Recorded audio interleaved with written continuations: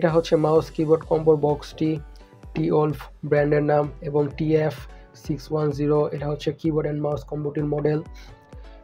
বক্সটা খুবই নাইস একটা প্যাকেজিং এর সাথে কিবোর্ড মাউসটা বাজারে এসেছে বলা যেতে পারে। এখানে লেখা আছে গেমিং কিবোর্ড অ্যান্ড মাউস।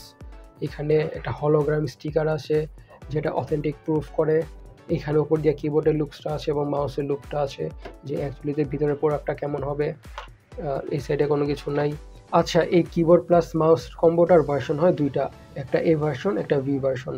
আমাদের কাছে আছে এ ভার্সনটা, ব্লু প্লাস হোয়াইটের কম্বিনেশন। আর একটা ভার্সন আছে যেটা হচ্ছে হোয়াইট প্লাস ব্লু এর কম্বিনেশন।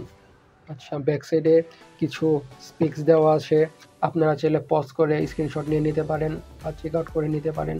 আর এখানে লেখা আছে 4 স্টেপ DPI 3600 DPI ম্যাক্স। এটা হচ্ছে ওভারঅল বক্সের লুক। এখন জাস্ট আনবক্সিং করা যাক। সো এটা হচ্ছে আমাদের কিবোর্ডের ফুল লুক। মানে লুকিংটা আসলে ক্রেজি টাইপের, লাইক একটা মেকানিক্যাল কিবোর্ডের ফিল আসে, যদিও এটা মেকানিক্যাল কিবোর্ড নয়, এটা পুরোপুরি সাইলেন্ট একটি কিবোর্ড। আচ্ছা, এখানে কিছু RGB লাইট আছে। এই FN এ প্রেস করে ডাউন করলে লাইটের ইন্টেন্সিটি কমে। FN এ প্রেস করলাম, আপ আপ আপ, এটা হলো ম্যাক্সড আউট RGB সেটিংস। তারপর FN এ প্রেস করে ডাউন ডাউন ডাউন, পুরোপুরি অফ। এটা হচ্ছে ওভারঅল লুক। আচ্ছা, লাইটটা জ্বালিয়ে দিই, ইট গোনা লুক কুল।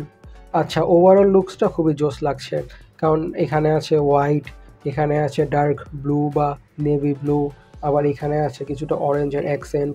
পুরো কিবোর্ডের মধ্যে খুব একটা গেমিং ভাইবস বা মেকানিক্যাল কিবোর্ডের একটা ভাইবস ক্রিয়েট করছে। আচ্ছা, ব্যাক সাইডে দেখলে আমরা ব্যাক সাইডে দেখবো, ব্যাক সাইডের লুকসটাও নাইস। এখানে আছে branding, টিওলফের branding.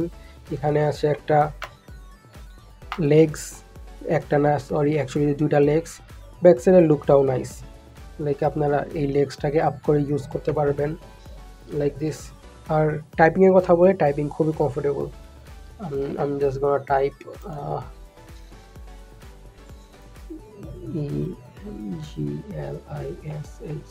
EGLISHSONG, enter. টাইপিংও nice. আর সাউন্ডের কথা বললে, সাউন্ড অনেকটাই সাইলেন্ট সাউন্ড, লাইক খুব একটা সাউন্ড নাই, অনেকটাই সাইলেন্ট টাইপের। লাইক আপনারা স্লোলি টাইপ করলে কোনো সাউন্ডই শোনা যাবে না।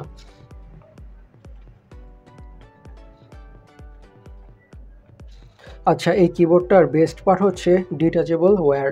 আমাদের ওয়্যারে বা তারে যদি কোনো ধরনের সমস্যা হয়, আমরা জাস্ট এটাকে রিপ্লেস করে ফেলতে পারবো ইজি পিজি। অ্যাটাচ করে দেই, খুবই ইজি, লাইক দিস, কানেক্টেড হয়ে গেল। আমার কাছে পার্সোনালি এই কিবোর্ডটার এই USB Type-C ওয়্যার ইউজ করার ব্যাপারটা খুবই নাইস লেগেছে। আচ্ছা, এখন আমরা মাউসে চলে আসি। মাউসের লুকসটা নাইস, মাউসটা খুবই অ্যাগ্রেসিভ একটা গেমিং লুকস আছে বা গেমিং ভাইবস আছে। এখানে DP কন্ট্রোল করা যাবে, এখানে আপ ডাউন বা ব্যাক বাটন আছে, এখানে স্ক্রলিং হুইল আছে। লুকসটা নাইস। আর হ্যান্ডফিলের কথা বললে, হ্যান্ডফিলটা অ্যাকচুয়ালি নাইস। যাদের হাত আমার মতন ছোট তাদের জন্য পারফেক্ট একটা সাইজ, এবং যাদের হাত বড় তাদের জন্য খুবই নাইস একটা সাইজ, মানে বোথ উইন উইন সিচুয়েশন।